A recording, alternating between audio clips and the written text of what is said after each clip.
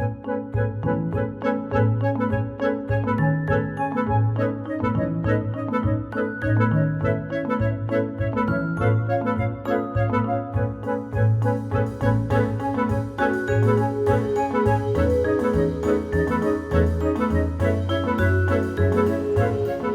headed to GPB, Genetic Plant Biology. Had a call saying that the restroom needed supplying, so I'm going to go over there and check it out.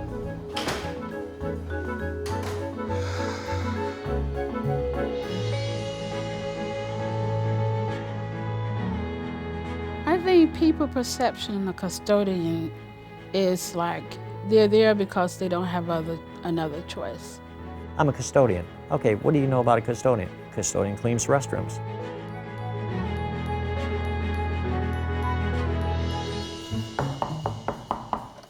Custodian? Oh, okay, that's me. Whenever we do have calls for situations where we have to go into women's restroom, definitely have to make it a part of your entrance is to knock on the door. Just one person might be the one that kind of, looked at me, touched me, and so you don't want to be the one. Don't want to be the one, so you always knock.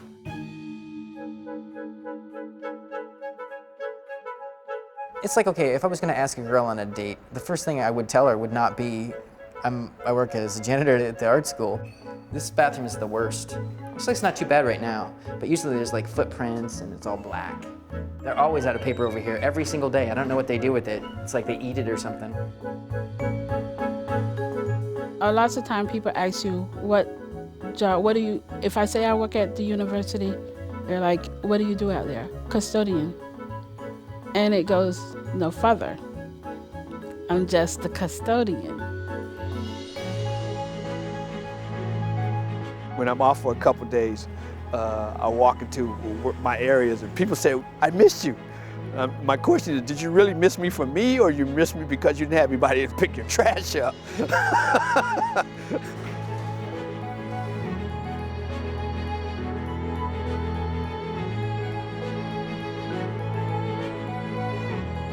Hi. Custodian, hello?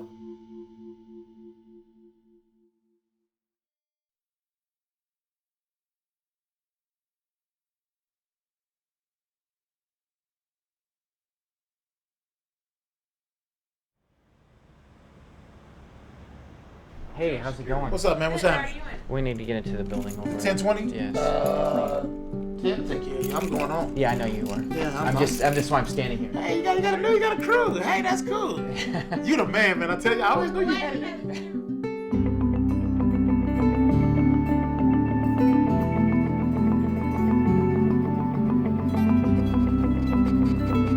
I was looking through the paper and I saw an ad for a job for a janitor, and it didn't pay anything. In fact, I had just been offered a job making $5 more an hour, but this one had offered benefits, and it was at an art school. We're getting cardboard for foundations. It's a class that makes sculptures and stuff. They make them out of paper and then they make them big. I like working at Corners because of the art students. I like working there because I'm surrounded by a creative energy and creative people. Well, here's the cardboard. Some of it's a little damp if it's outside. Thank you so much. Yeah, no problem. Hey, we like damp cardboard because it works completely differently. Cool. Some of them. It's not so much about being a custodian or a janitor as much as being around the element I feel at home at and feeling like I got a whole new start on something that maybe I didn't finish before.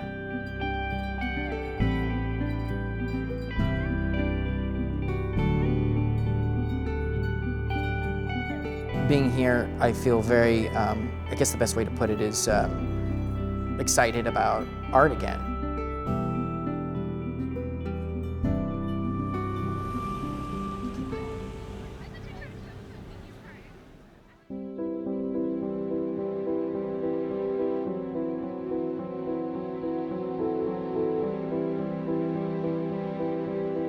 I'm here in this custodian position because I want to be here.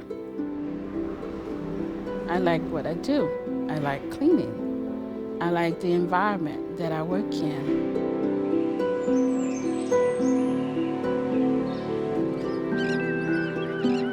When I first started, I had to get used to I can't say silence because it wasn't silence. There's always some kind of noise going on in the museum because of the exhibits. It was kind of creepy at first. But being here a while now and observing and reading information, it's been a nice learning experience for me.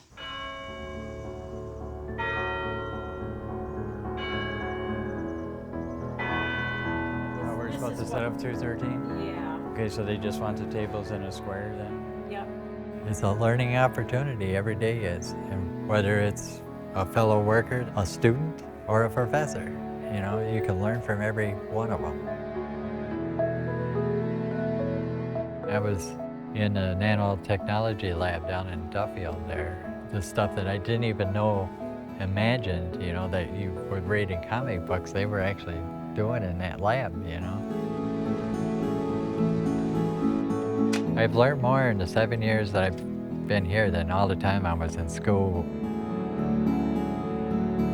Every day's a new chance to do something new, to learn something new, you know. I did not know anything about butterflies before I started working here. To see them flutter about so carefree and so lightly, trouble-free, it's a wonderful feeling. If I can get that out of life, then that's a good thing.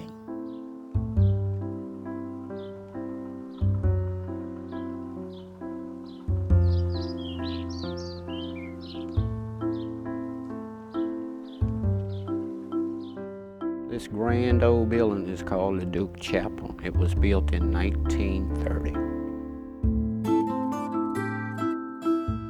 People from all over the world comes to worship or meditate in this chapel.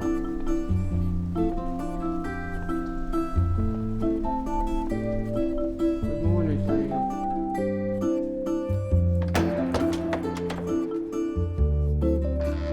There's some mystique about it. Every time I walk in here, I can't say it. It's just something comes over. I can't think of what cathedral over in England, but it's the one that Diana had their funeral in. Those chairs was immaculate. I mean, it looked like they had never been sat in before. And I say, one day, I hope to be able to do that. Nobody can straighten them like me. It's just a technique to them. I can do it with my eyes closed. It's an old saying from my family, if you can't keep the house of God clean, you can't keep no house clean. Morning, Al. Morning, Oscar. How you doing? Good to see you. Your donuts are coming in a second. You know what I'm down here checking for. 4 years ago, I had a rash of death in my family, starting with my mother. And then, say within the course of 3 years, I lost 2 brothers and 2 sisters. The love that I got from Duke Chapel, the Duke University family, and just the students as a whole, hey, that's love at its best. It was never a dull moment for me, and they gave me the strength to carry on. That's why I say this is my heart and soul. You know, I wouldn't work in no other building. And that's sort of like a payback.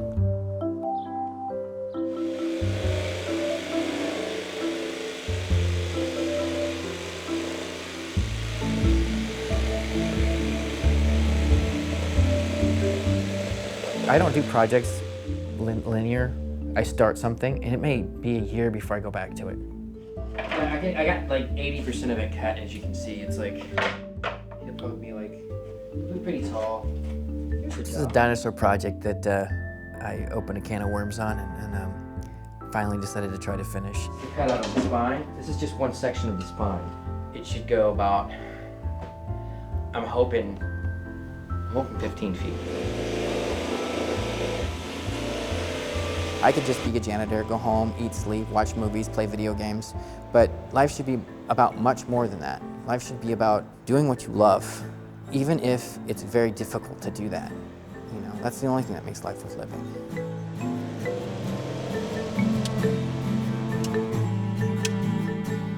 If you're miserable every day, you're doing something wrong.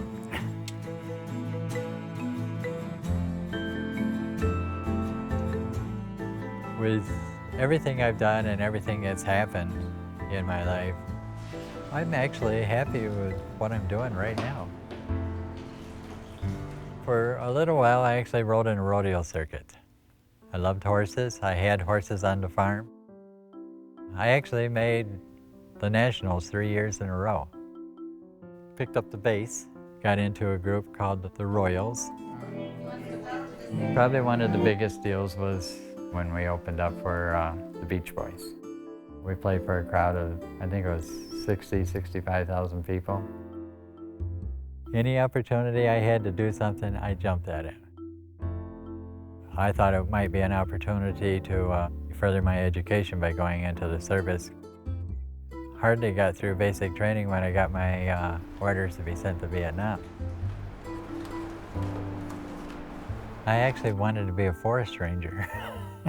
And it's, out of all the things I've done in my life, it's the only thing I haven't done.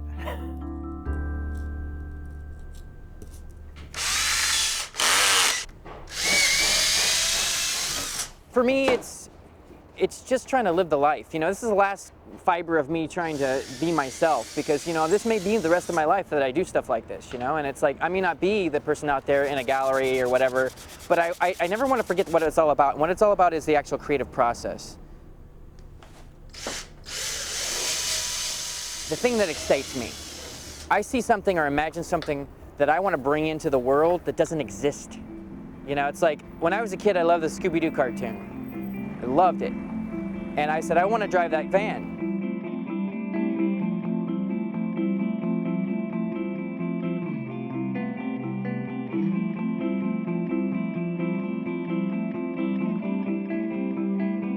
Somebody asked me the other night, I think it was my friend Reese, he said, so why the Mystery Machine? I'm like, well, I loved the cartoon when I was a kid. He's like, but do you still love the cartoon? I'm like, not really. He's like, so why the Mystery Machine? I'm like, well, because I owned a van. He's like, well, what does that mean? I'm like, well, if I owned a Charger, I'd be driving the General Lee. There's a power with art where if you create something, you're more than just a person.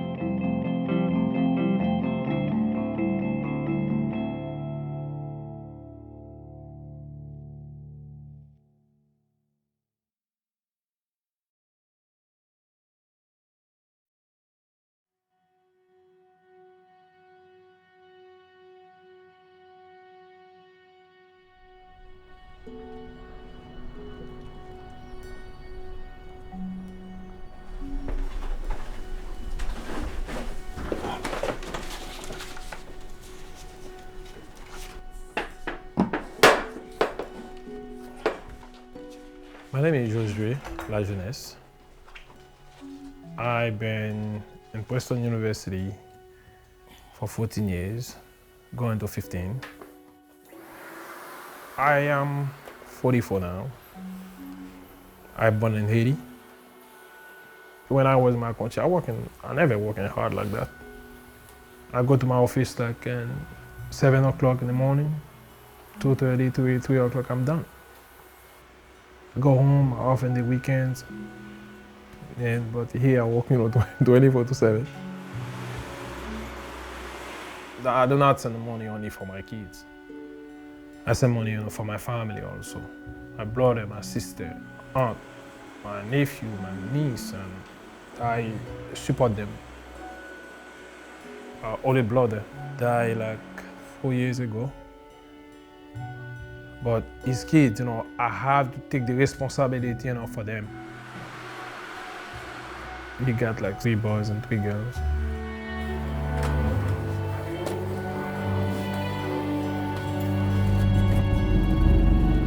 I don't have the opportunity to travel, but definitely, this year, in the summertime, I will try, to go to visit them.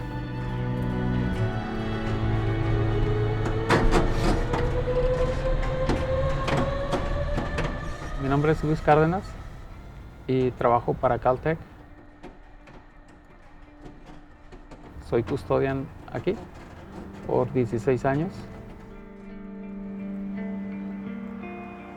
Iba yo en camino a mi trabajo, entonces pues yo lo miré venir y de ahí no recuerdo más porque salí expulsado del vehículo y el vehículo me cayó encima.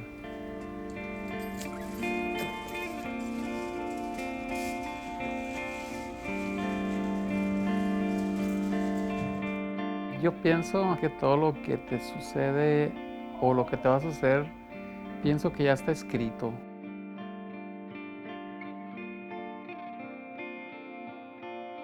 No sé si estoy correcto, no lo sé, pero es mi manera de pensar.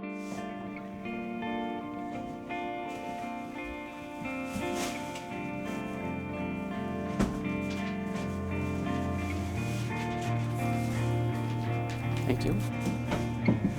Algunas veces las cosas más complicadas para mí es como tan simple como cambiar una bolsa. Estoy de suerte cuando nada más cambio una o cuando no cambio ninguna. Y a veces me toca cambiar hasta 5.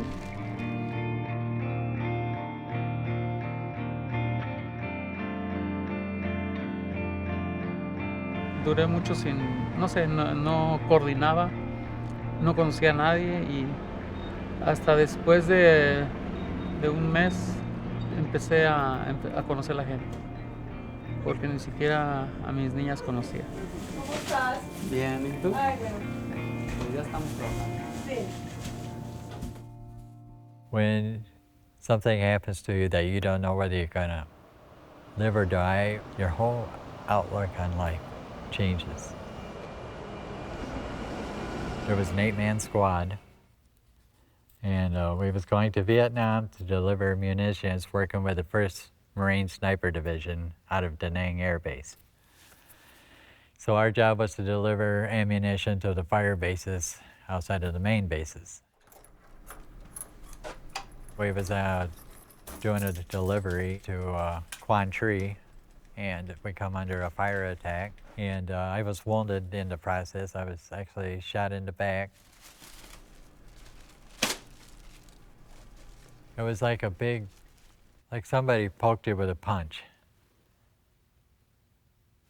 Between that and an electric shock, like I didn't go flying over any logs or through the air like you see on TV or anything like that.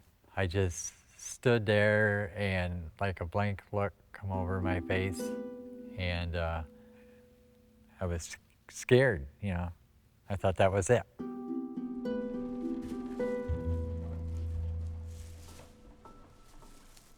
De que yo recuerdo en mi mente que estaba yo en un hospital de recuperación, me llevaban en una cama por todo el pasillo.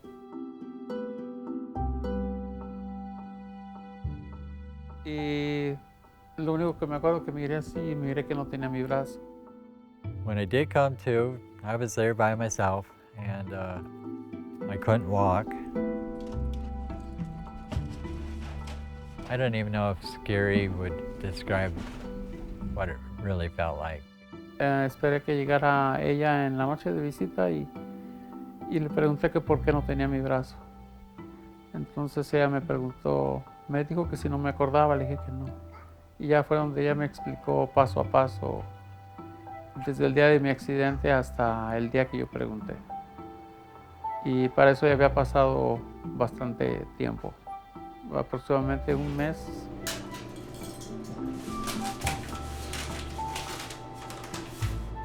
All these things are going through my mind, you know. Am I just gonna lay here?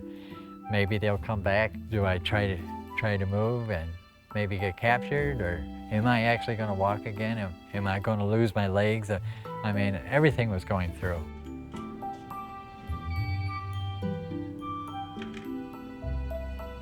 I spent 3 days crawling through the jungle just on my arms. I was so tired. I was thirsty. I was everything. I mean, it'd been 3 days, you know.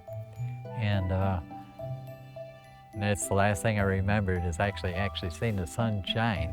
And I went out.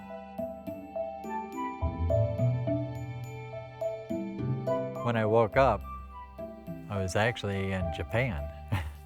They told me that I probably would not walk again.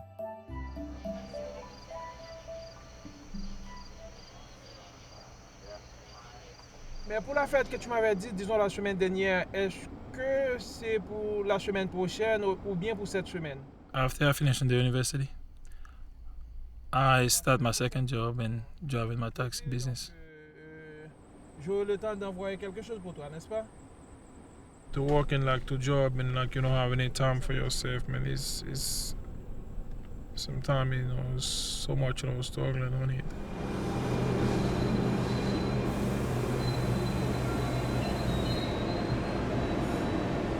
Almost every day I'm out, all night and get home probably like 1:30 to 2:30 in the morning and sleep a couple hours and go back to work in the morning.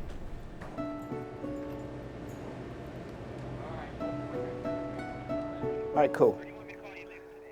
Probably call me later today to remind me because I got a call for a mop-up. Could have been a toilet backing up. All right, thanks. A lot of times we get people who are transit, living on the street. They'll come in and they'll take a bath, just a little bird bath, and so they might make a mess. So I'm just gonna go over here and see what kind of spills we have. Sometimes the exit to the building is left open and homeless people come down here.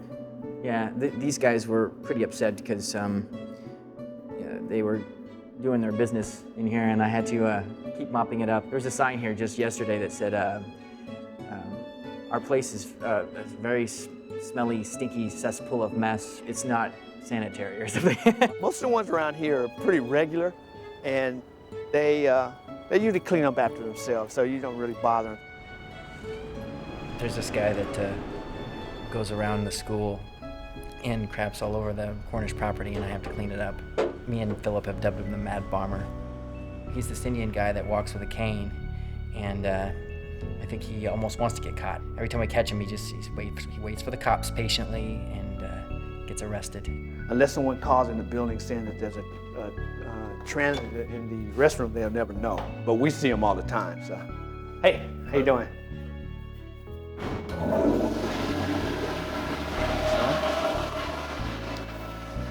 Okay. The toilet gods love me. I love those kind of calls. There's nothing to do.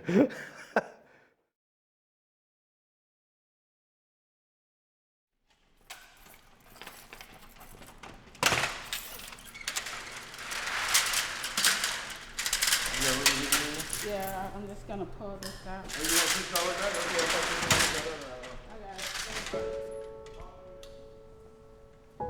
I was born of a family of 15 kids, 9 girls and 6 boys. My mom was the glue that held everything together. And when that glue was dissolved or gone, everything fell apart.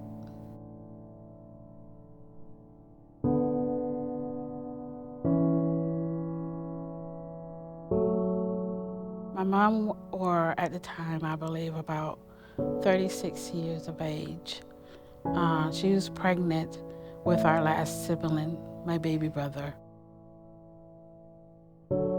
There was an accident at the hospital that changed our lives.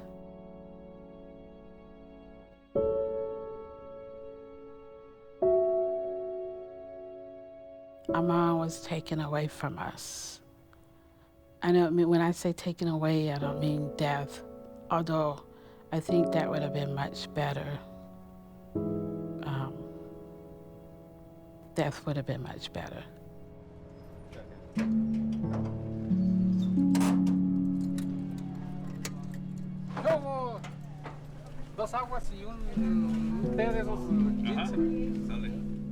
Yo puse un abogado para recuperar, según yo, daños porque el que me golpeó, según tenía aseguranza, y resultó ser que era falsa, que no tenía ningún trabajo. Lo estaban corriendo de su apartamento y tenía, no sé, 4 o 5 niños que mantener. Si usted lo pone a él en la cárcel, ¿quién va a alimentar a sus niños? Y a mí eso no me ayuda en nada. O sea, ni me beneficia ni me perjudica, mejor déjelo así. Que todo quede así y así quedó. Yo le dije, déjelo así. My father owned all this land there, all the way back to the end of the road before he started selling off. And this up here, you can turn in here.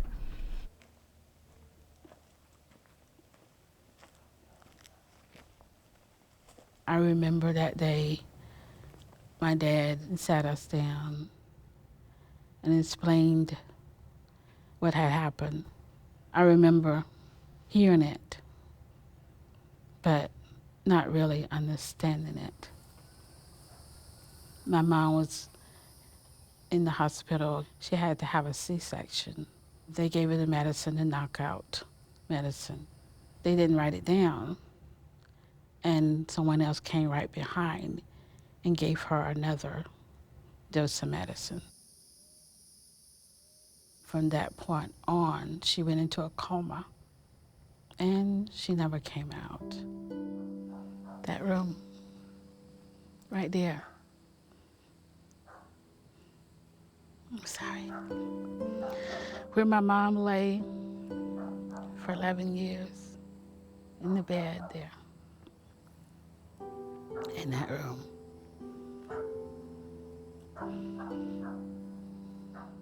That's my strongest memory right now of her laying there. Not being able to get up and talk to us.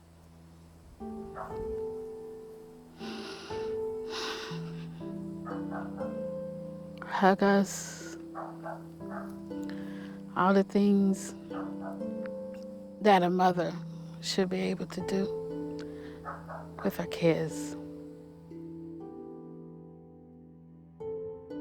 I remember dreaming that she had waken up.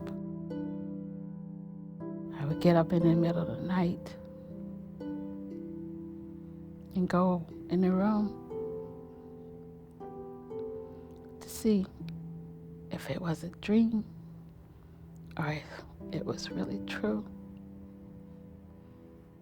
It was just a dream. She never woke up.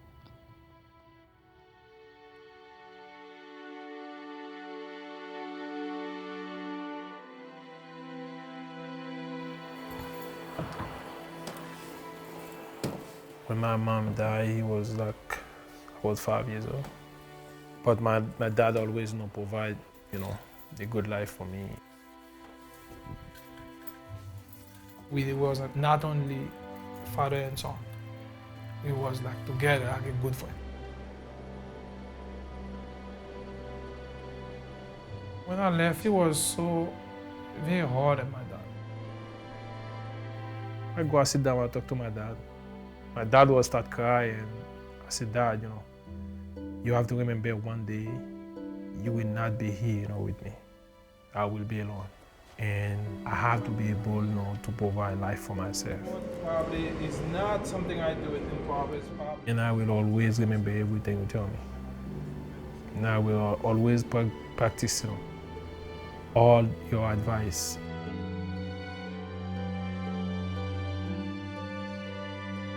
You tell me good work. And I left.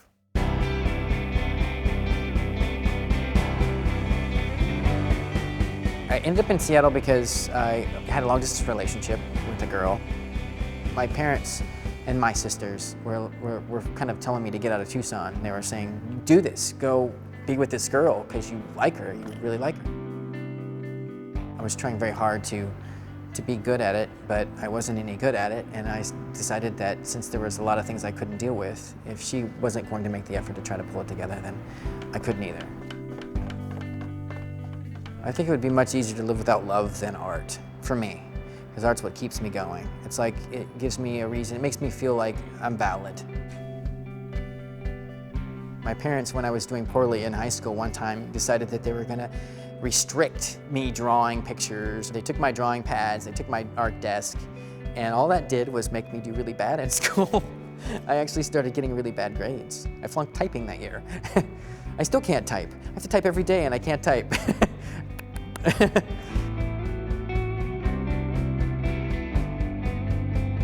To me, everything is going so fast in the world today that a lot of people don't look back. Everybody's for themselves. A lot of times we forget where you come from or how you got there.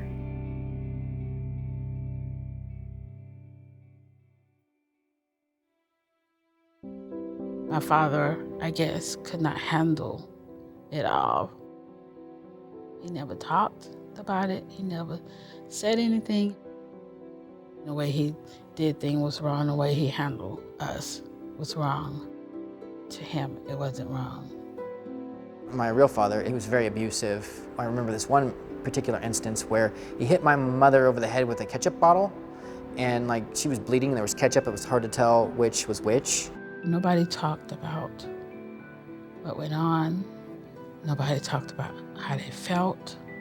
We just didn't talk. As a child, life throws you these things.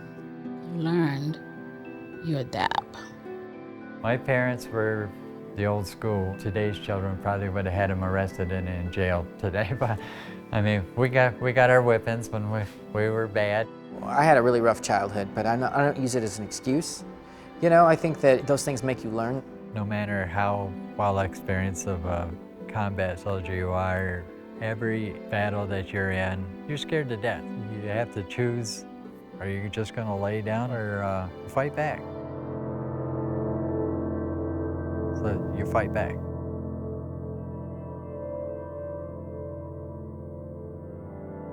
My parents meant a lot to me because I can look back now and see what they gave up to put food on the table, clothes on our back, shoes on our feet.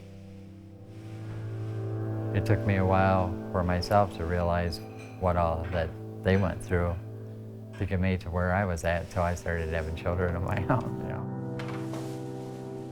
There was one incident where I went and told my sons, I said, I'm going to remarry. The oldest one said, and I knew he was upset, he said, I don't want you ever to tell me anything. You can't tell me anything about nothing. Now you are trained for us within 2 minutes. At that very point, I realized where my mom was, what she felt. And it was love.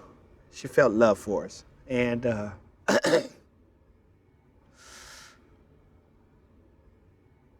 I realized that I loved my son regardless of how he felt about me. And then it just all clicked. He was my son, he was part of me, and I loved him. And there was nothing he could say or do to make me change how I felt about it. El amor lo es todo, pues principalmente el amor es entre dos personas. Y ya de ahí se extiende cuando ya de esa otra persona vienen los hijos. Y el amor, yo pienso que nadie viviría sin amor. Alguien que no tiene amor para nadie, pues yo creo no se quiere el mismo.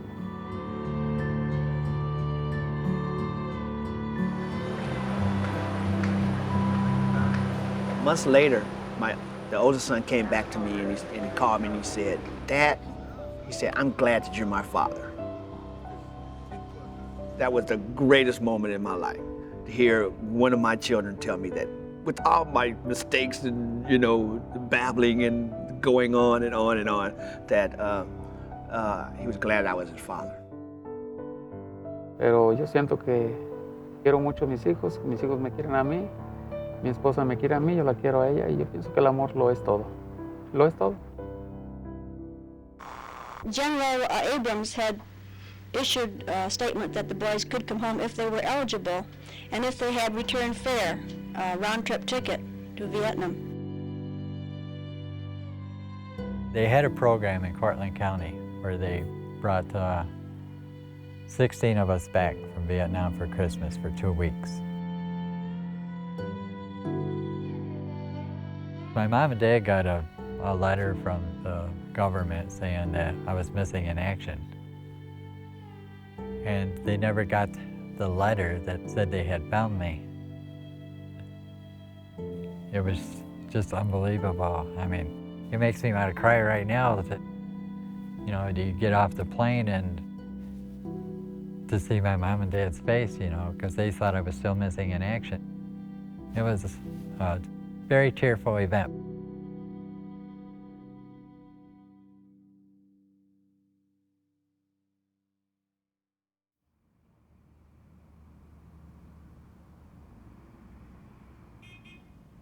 How are you today?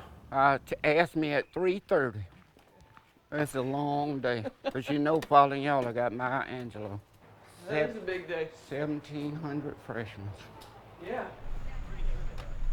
Do I get a reserved seat out here this morning? Yes, you do. Saved you one of the How y'all doing this morning? Good.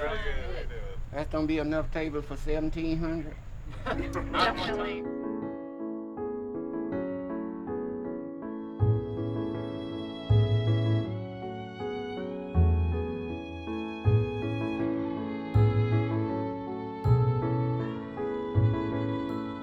Just at the moment in life when a young person is emerging from their parents' shadow, and just before that young person is let loose on a world of responsibility, mortgages, children, health insurance, our culture has invented a wonderful thing called college. Young people need somebody talking to them. I tell them number one is they got to finish up their 4 years, get their education. If they want to go a little farther in graduate school, fine. Mediocre stuff like marriage or whatever, that can hold. You can put that on the back burner. It's a very exciting time. It's a time of immense diversity and interaction. But good to have you back. Thank you. Bye-bye. All right. See you after service. In 4 years, they're fixing to make the biggest step in their career. They're fixing to step out into that mad world. Any advice I can give them, I'm going to give them because I already done stepped out in that big bad world. When their mothers and fathers dropped them off, I like to say they left them in my hand, but it's other people get credit for that too. I've been at the university just about 23 years. 22 years I've been at the vet school. My relationship with the students, it's unbelievable. We're first name basis.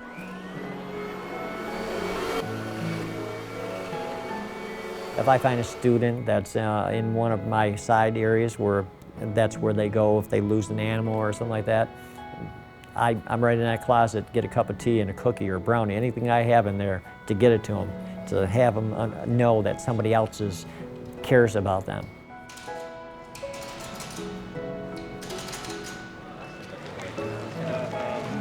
In one part of the central highlands of Africa, a typical greeting goes something like this. When people meet each other, one person will say, hello, good morning, how are you? You know what the answer is when someone says good morning, hello, how are you? I see you. Sometimes I'll talk to people and they won't even look at me. When I'm out in public, when people do that to me, I'm like, I'm talking to you. And it's funny, but like here, I just say, okay, you know, walk on. I think most of them probably have a preconceived notion of who you are if they see you pushing a trash can or see you dragging a mop bucket around somewhere. There was this one time I was in the elevator and one of the students had asked me, is the elevator going down? And I'm like, oh, it's going all the way down. We all go to the bottom sometime, like that, just kidding around. And she was not thinking that was funny. She actually looked at me like I had killed her uncle. You think about all the people in the world that we never see. When we live here today, do you have any idea what a job we're leaving for the people who are going to come in here and have to clean these chairs up and pick up after us? Do you have any idea what they make or how they support themselves or their children, or whether they believe anyone ever sees them? I remember being a janitor at the school I went to high school at. It was my first job. I loved it. The guy that was the janitor there was getting older. He was like 80, and he was not able to do the whole load, so he asked for help. Anytime I was going through something, if I was just mentioning it casually, he would just kind of like give me an answer and kind of show me which way to go with it. And I wasn't looking for that, but later on I realized he was right about a lot of things. Nice to meet you. He basically keeps his building. Now, when he ain't here. That's the only reason. How you think about your life in relations to others will determine how you use what you know and what you do as citizens. It's a learning opportunity, every day is, and whether it's a fellow worker, a student, or a professor. You know, you can learn from every one of them. I think that like the influx of ideas that I get from the school will eventually put me in the right direction to get a voice as a decent artist. I love this. I wish I did more of these things, because you don't even see the aggressive. The light actually shines down and makes the aggressive. But if you look at this and you go right upon it, you don't even see it, but it's a big knife coming out at you. I don't feel like I'm a mature artist. By being at an art school, I can see how other people voice what they need to say and how the message gets across. What inspires me about the students is the clever ideas they come up with every year. Every year there's a whole handful of clever ideas, and I write them down. I want to incorporate the inspirations I get. Sometimes I keep a pad to write down things that need to be done, like need to be cleaned. But on that same pad, if I have a great idea for a painting, I'll write it down right there. I go backwards with the work stuff and forward with the idea stuff. So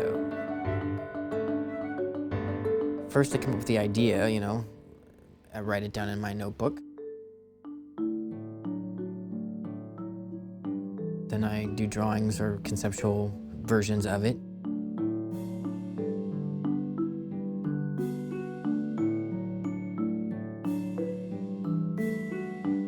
A lot of times when I do stuff, it doesn't work out the first few times.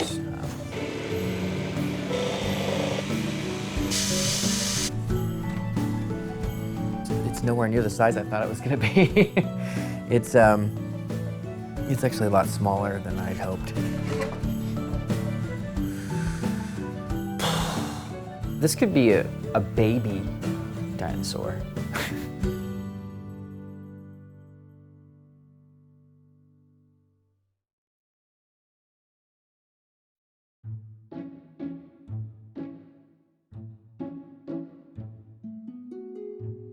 When I saw her, I knew right there and then she would be my wife. I was on a date at a party, and she came in into this party with another gentleman, and I knew she was going to be mine right automatically. I called her up the next day. I said, "Hi, I'm Gary. I met you at the party yesterday or last night." I says, "Would you be willing to go out?" And she said, "Yeah." 3 months later, we were married. Marriage in my life was about 13 years ago, and I divorced. It was on good terms and all. It was just, I married a city girl and I'm an old country boy, and it was, we wasn't compatible in no ways. I liked the outdoors and she loved going shopping or whatever. I have fantasies about finding the perfect person, I'm getting older. The thing about dating now is you look at things a whole lot different. I don't really hang out in bar rooms anymore. It's too expensive. What has happened is I find a lot of jaded older girls who, this is terrible for me to say this, but it's like they have price tags on them, and their price tag is way too high. Yes, it gets lonely.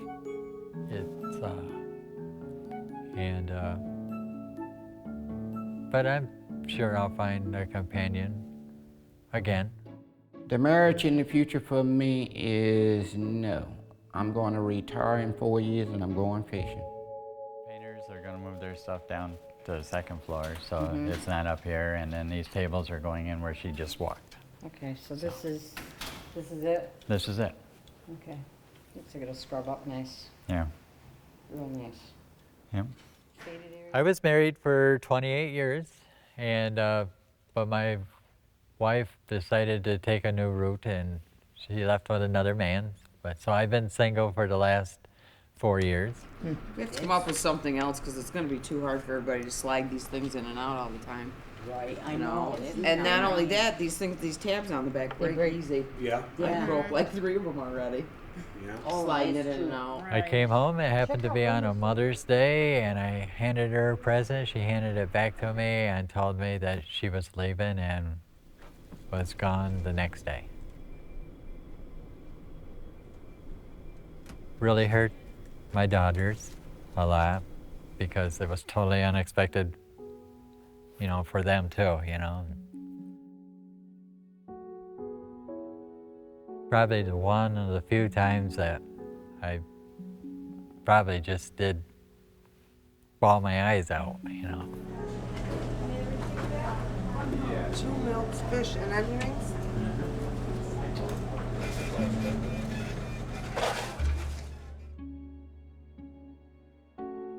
The value of a marriage certificate doesn't mean what it used to. I still have feelings for her. I won't lie about that.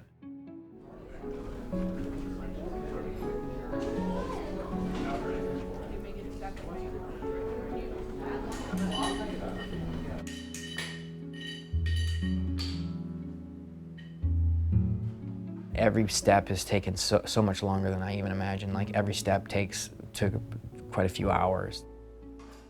It would have been easier to probably use something that was in better condition. Like a lot of the wood was like rotten, and I had to like sand it down and kind of try to save it.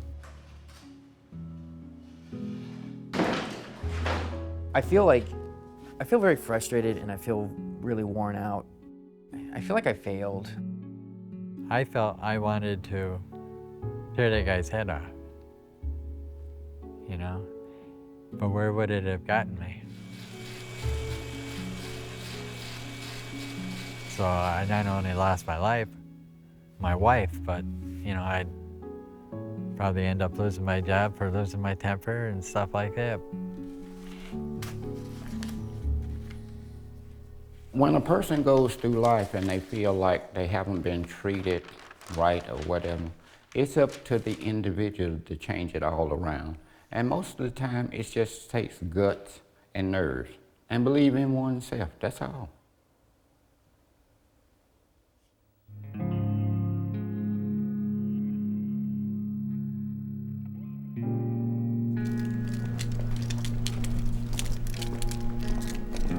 The first step I took after being wounded in Vietnam, that was an extremely emotional moment. I'd fall so many times, and then sometimes, you know, you just wanted to give up. But I said, no, I gotta keep doing it, and then you do it, and then you still keep falling. I mean, I tried so many times, and so many times I just kept falling. And I'd always do it when nobody was there, because they'd always holler at me. And slide off the side of the bed and try to take that first step. Next thing I know, I'm pushing the button, you know, for them to help me get back in bed. And I don't know how many times, you know, I'm surprised they didn't actually strap me into bed a good many times. But it's funny in a way how your mind kicks in, help you cope and deal.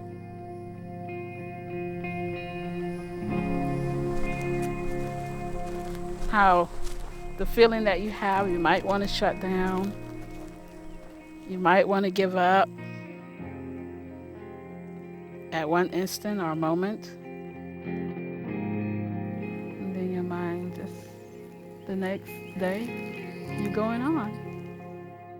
Something good can come from like the decomposition, the deconstruction, like even in the worst possible element of something, everything can be valid.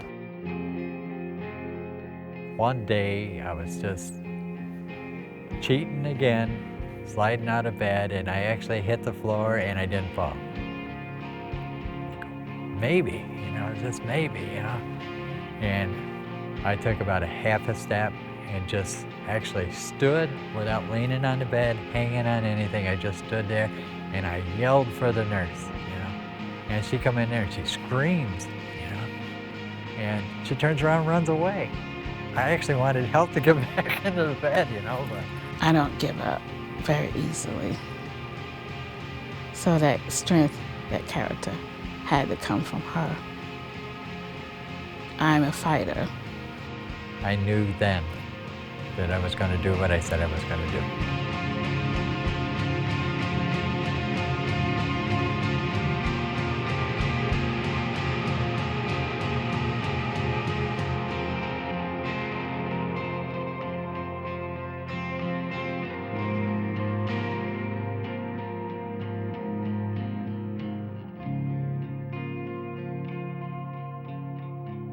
This is my mom's grave here. Born 1934, died December 28th, 1983. Standing here, it's like I went on. I survived. I handled it. And I'm going on with life.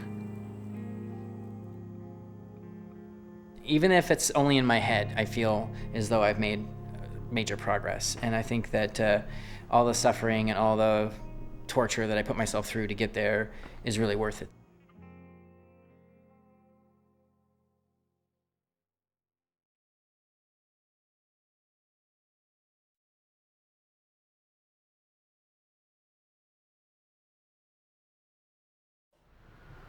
The next stop will be Terminals 2 and 3. Please check the directory for the location of your airline. The final stop for this train will be Station A, Howard Beach Station. I left Haiti in 1989. It was so difficult. When you come in as a visitor, it's not the same when you come here to stay. It's a tough life.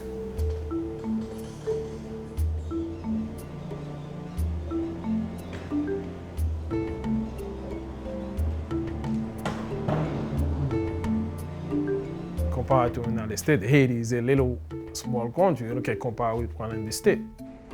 It's a different system, different mentality. Pretty much, I don't know anything. Officials in southern Haiti say at least 4 people are dead after demonstrations against rising food prices turned into riots. Haitians have been staging sporadic protests against the soaring cost of food for 2 days running. Haiti is the poorest country in the Americas, and prices for the basics have risen by 50% in the past year. Because of rising food prices, some of the poorest cannot even afford a daily plate of rice. This mother and her toddler now rely on a traditional Haitian remedy for hunger pains, cookies made out of dried yellow dirt. The need for dirt cookies is an indictment of government failure and waste. The 5-cent cookies, a necessity in Haiti, imported food too expensive for families living on about $1 a day. My kids, it's the first priority in my life. What now, I got my citizenship, they will be more quickly, for them, they can, come into the United States. It will be, something very successful for me. Where are we going right now? That's we're going to my kid's house.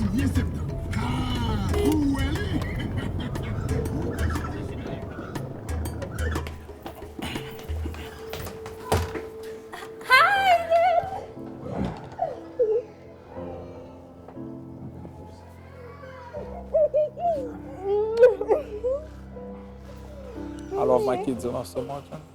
That's my life. We love to see them, around me, next to me.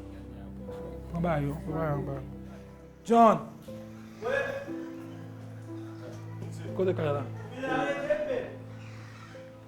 Good evening. Where John? In the bathroom. That's my daughter, man. Daniel, what's wrong with you? I'm glad I see her, but she's too much, like a little bit, skinny. Daniel, gosh. They tell me why, because she want to be sexy. She don't like to eat like too much. Why you don't want to eat, Daniel? Come here.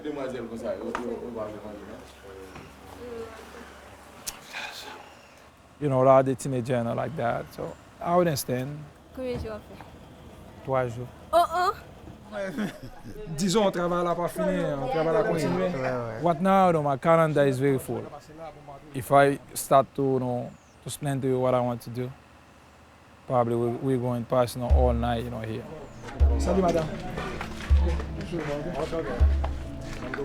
I got some project I do for a poor family in Haiti, in my town, where my dad was live. Me and my brother, we do that. They have to walk 20, 25 miles to get water. And I sit down, I talk to my brother. He tell me, well, I have an idea, but I cannot afford. I say, what is your idea? When he tell me, I say, you sure you can do that? He tell me, yeah. We start the project in 2005. Now in the village, almost 25, 30 family has good water.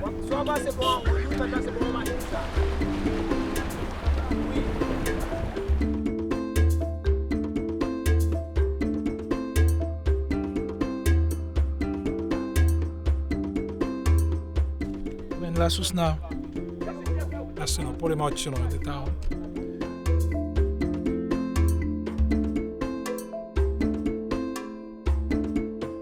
When I was living there, so everybody was like okay, and that's a very sad mission. Dieu, ça grâce.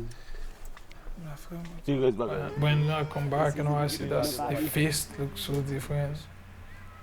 People get old very easy, even they don't have age.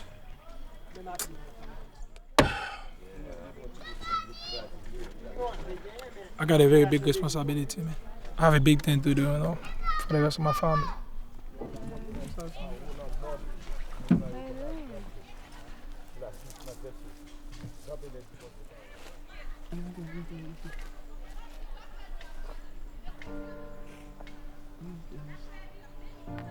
I don't know what to do for you guys. Yes. But the situation, very terrible, because I believe, they have so many things, the government not done.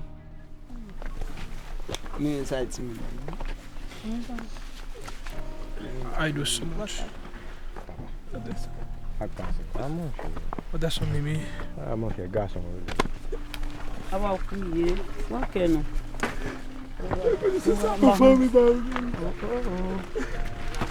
Bonjour, bonsoir. I hope I can do something, better. I'm very concerned about it. I believe everybody, deserve to live right, to have food to eat.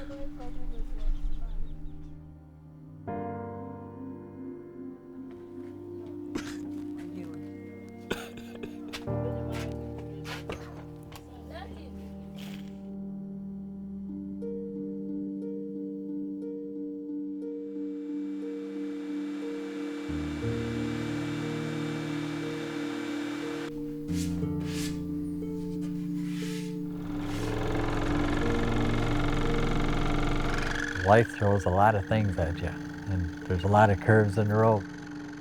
You just have to make up your mind which one you're going to take, and it determines what kind of a person you are. I was so close, very close to my dad, because I am, the baby of the family. He's not here anymore to give me any advice, so I have to do stuff on my own. That part is over. That part of my life is done with. It's gone. And I'm just embracing every healing moment.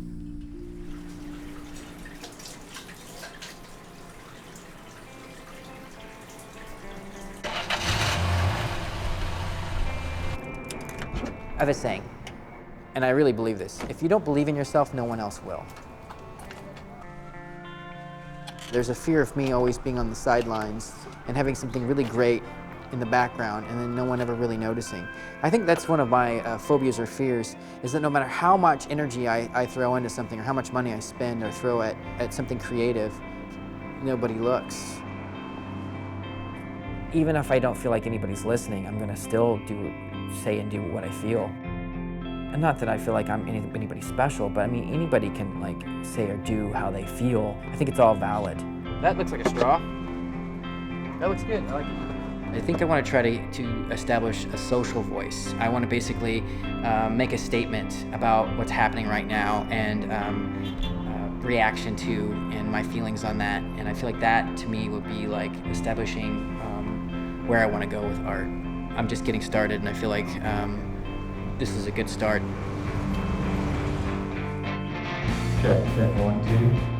The part I like about music is actually being up there on stage, playing, singing, and meeting people.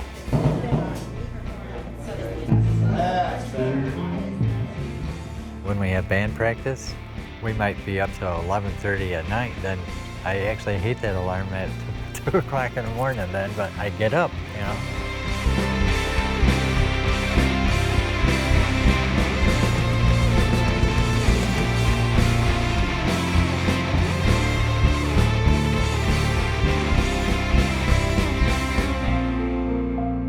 I figure I've been pretty darn lucky in my life that I'm still here. So I try to make every day count. I've actually made friends with some of the kids that graduated last year, and you know, they're all excited about doing projects together. I've never been a first. In fact, we have an art show that's coming up. I don't know, we haven't actually found a gallery for it, but it's a neon show.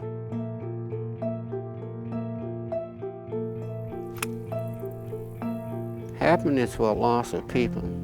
Why they can't find it? Because they don't want to find it. Now, my mother always said, you cannot catch a fish with your line and your hook up on the bank. It's got to be in the water, so I make sure mine's in the water most of the time.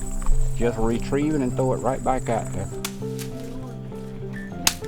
Over here, they never have any water here, never. They have to go all the way to the mountain to get, you know, the clean water to drink. That's where the water is not coming from. That's my dream, to make that, you know, more efficiently. For the rest of the people in the village, I need to build at least 2 big reserves. Can hold probably, you know, 1 million, you know, gallon of water. But you know, those citerns, you know, they cost a lot, because it's not something we go and build little thing. We start one and it's not finished yet. When that happening, I will not be working anymore. They will be able to function for themselves. They will have food all of the time.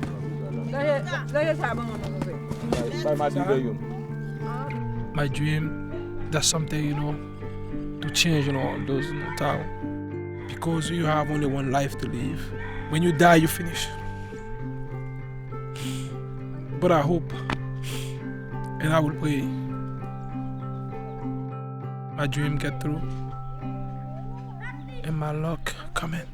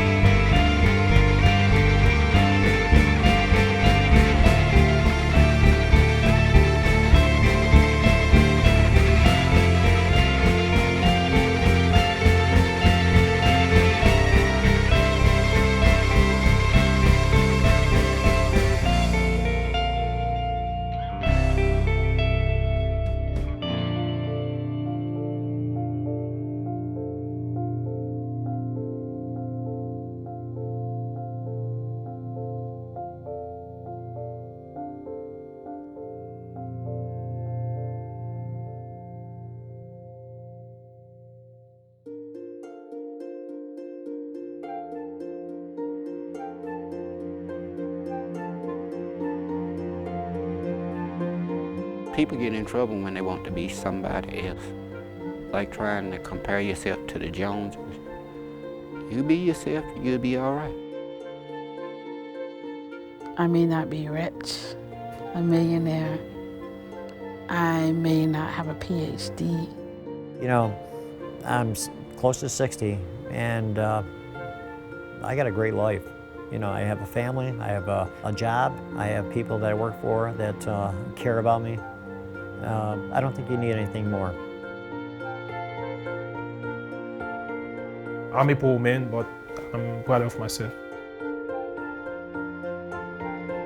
Sí, yo siempre le he dicho, el que le tiene miedo a la muerte no tiene derecho a vivir, porque para la muerte, para allá vamos todos. The sun's shining, I'm having a great day today. You know, I'm alive. I'm alive. I think it's a miracle that we're here. I think it's a miracle that life exists, even if this is the only place in the universe that exists. Whether or not that's religious or not, I think it's incredible, and I'm very happy to have this opportunity and experience, even if it's painful.